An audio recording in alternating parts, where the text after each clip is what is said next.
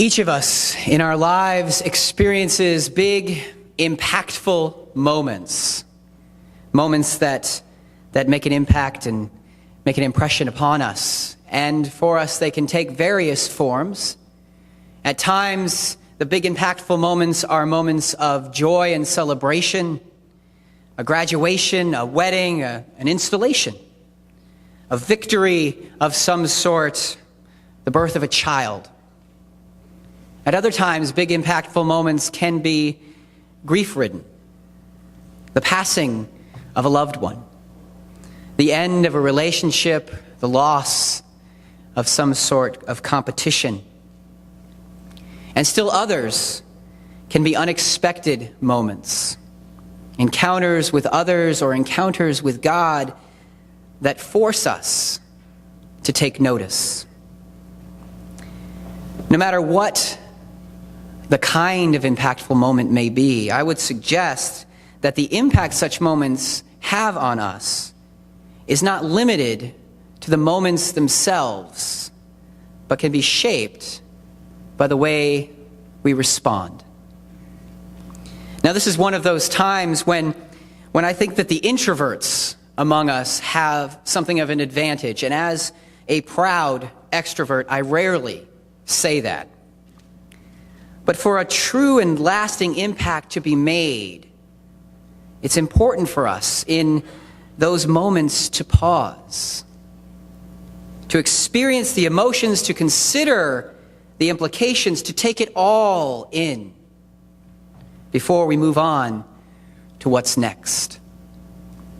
We can have a tendency in such moments to immediately act. In the midst of celebratory moments, we allow ourselves to get swept away in the revelry, and we do not take the time to really consider what has happened or really allow it the joy to sink in. I think about the athletes, perhaps the members of this year New England Patriots, after they've won the Super Bowl. And a few days later, you see them doing interviews on the interview circuit, and the interviewer asks them, "How does it feel?" And inevitably, the person responds with something like, "I'm not sure it's really hit me yet." Similarly, having walked with many families following the loss of a loved one, I see time and again a tendency to dive right in, to occupy ourselves with the to-do list that follows such a moment of loss. Grief, as we know, can be overwhelming, and we often choose to kind of keep it as far away from us for as long as possible. Speaking with people in that situation, even weeks later, you will hear a similar sentiment: "I'm not really sure it's hit me yet." This coming Wednesday is, as you've heard, Ash Wednesday, the start of the season of Lent, the season of preparation before Easter. T.S. Eliot, in his poem entitled Ash Wednesday, offered his take on what this season might offer to us. And I quote, "Teach us to care and not to care. Teach us to be still." A couple of years ago, I was attending the Southern California, Nevada Conference of the United Church of Christ's annual gathering. Such long titles. And I heard Frank Thomas speak. No, not Frank Thomas, the retired baseball player. Frank Thomas, the theologian at Christian Theological Seminary in Indianapolis. And he offered a keynote based upon that portion of the T.S. Eliot poem. He made a point which sunk in for me, that many of us, especially the extroverts like me, have a hard time with the last portion of that request. Teach us to be still. Dr. Thomas made a wonderful case for the need to take time and to be still, and not simply to always just act. And honestly, I was so moved by this and by my own inability to simply be still that I engaged a week-long silent retreat after having worked with a spiritual director for several months. And I went up to a monastery up in Big Sur for a week. Now, if you know me at all, you know the act of being silent was, shall we say, challenging. especially for a week. But the view of the Pacific Ocean did make it a little bit easier.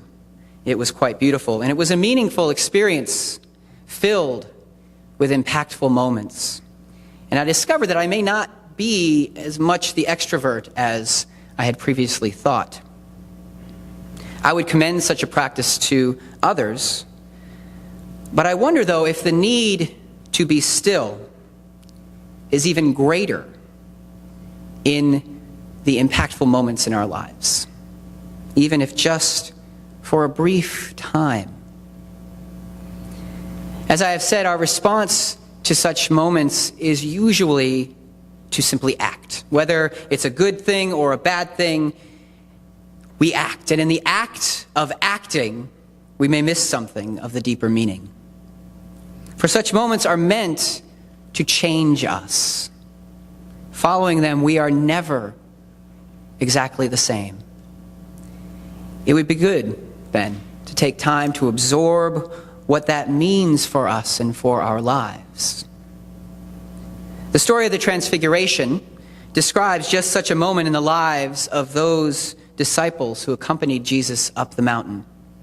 They were witnesses to an extraordinary event, as before their eyes Jesus was transformed. The writer describes how the appearance of his face changed and his clothes became dazzling white.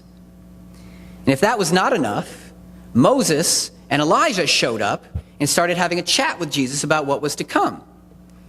And I can assure you, friends, that things then were not so different than they are now, so this was an unusual event for them as well.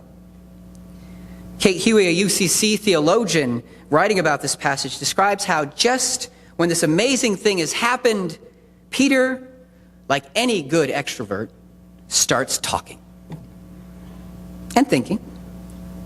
He does not pause. He is not still. He does not take it in. I imagine if we were to interview him a few days later about having witnessed the Transfiguration, Peter might say something like, "Not really sure it's hit me yet." But luckily for Peter and for the others, it is at this point in the story that God steps in. And God interrupts Peter's impulse to act, saying, "This is my son, my chosen. Listen to him." Essentially, stop talking. Stop doing. And take a deep breath. God is encouraging, even commanding these disciples to stop and listen, not to do, at least not to immediately do. It goes against our instincts and challenges our tendencies, this idea of taking a breath and being still. We want to act. We live busy lives. We have much to do. Yet that should not surprise us. So much of what we learn in the Gospels flies in the face of the tendencies we develop living in this broader culture. I wonder, though, if this might not be a worthy undertaking for each of us, to push back against the impulse to simply react to the truly impactful moments in our lives, and to allow ourselves the space to be still and reflect on what those moments mean. To give ourselves permission and to heed the words of God, who is encouraging us to listen for the deeper meaning that is present. For my friends, should we believe that God is present with us at all times? Should we believe, as our denomination has said, that God is still speaking? Then God is present in these moments. We but need to pause and be still should we want to hear what God is saying. Again, this coming Wednesday is Ash Wednesday. This season of Lent is a preparation time for the church. Before Easter, it is a preparation time for us as individual Christians. And we are encouraged to take time to reflect on our faith. In this season, you hear of people who engage a Lenten discipline by giving up something like coffee or sweets or beer, or by taking on something like a daily devotional time or a new hobby. The purpose of such intentionality is so that amid the busyness of our lives, we take time to consider our faith and how our faith informs and shapes who we are. I might encourage us in this season of Lent to take seriously the call to make this space. It may be the start of something truly meaningful for you. For when we open ourselves to experience the presence of God in our lives, each moment has the potential to be life-changing. And in being still, we will know better whether to care or not to care. We will know better the actions we might take in response to God's words. In the midst of moments that change our lives, making room to hear God's voice will shape the lives we live from that moment forward, and we will never be the same. Amen.